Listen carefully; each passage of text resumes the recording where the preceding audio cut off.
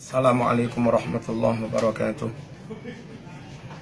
Kaum muslimin rahimakumullah, sedikit menanggapi uploadan peristiwa yang terjadi di Tumpang Malang. Saya sampaikan bahwa kalau dikatakan gara-gara ikut kiai, ikut ulama, sekian puluh DPRD Kota Malang kena KPK masuk MUI, itu nggak benar. Mereka DPR dari berbagai agama, dari berbagai partai, ada P3, ada Golkar, ada Demokrat, ada PKS-nya juga. Sehingga ketika mereka kena kasus KPK, bukan karena mereka pengikut kiai, lalu dijadikan alasan jangan ikut kiai dulu, oleh melok kiai melubumbui. Nggak begitu itu. Jadi sekali lagi mohon, siapapun kalau membuat statement yang jujur, kita nanti dihisab loh.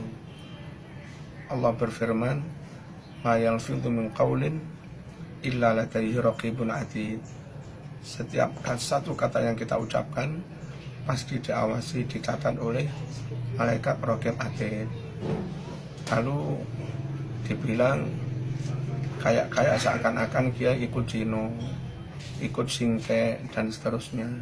Kami nggak mengerti apa yang dimaksud itu. Di Indonesia itu dari dulu Cina sudah ada. Jauh sebelum Indonesia merdeka sudah ada Cheng Ho.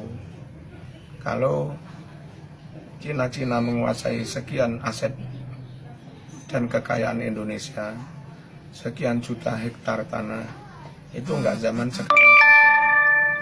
Mereka mendapatkan izin pengelolaan lahan, pembabatan hutan, itu sejak zaman Soeharto. Lalu dilanjut sampai zaman SBY. Dan justru sekarang ini setahu saya, pemerintah banyak mengambil alih kembali lahan-lahan, meskipun mereka kuasai, diambil alih oleh negara, lalu diterbitkan surat sertifikatnya, dibagi-bagi ke masyarakat umum. Mengapa yang demikian malah dituduh-tuduh seakan-akan punya kebijakan yang memihak kepada Cina, bukan Pak Harto, bukan yang lain-lain. Dan anehnya, orang-orang kayak begitu kelihatan sekali kayak mendukung calon presiden yang menurut kami ada hubungannya dengan cendana, ada hubungannya dengan kekuatan Soeharto. Lalu begitu antinya kepada Cina. Padahal beberapa bendahara di partai yang mereka dukung itu juga orang Cina. Begitu antinya kepada Kristen. Padahal partai yang mengusung calon presiden yang mereka dukung itu bendaharanya siapa, orang tahu semua. Penasihatnya beragama apa, orang pada tahu semua. Kira Kristen Indonesia Raya bergabung ke partai apa, mereka juga tahu semua.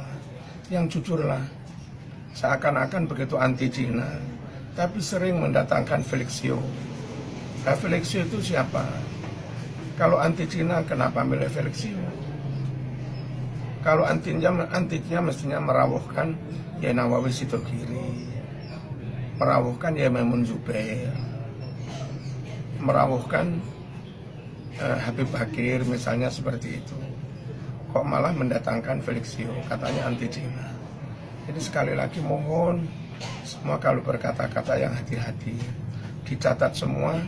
Dan kalau pelin-pelan, maka masyarakat pada tahu yang pelin-pelan itu siapa.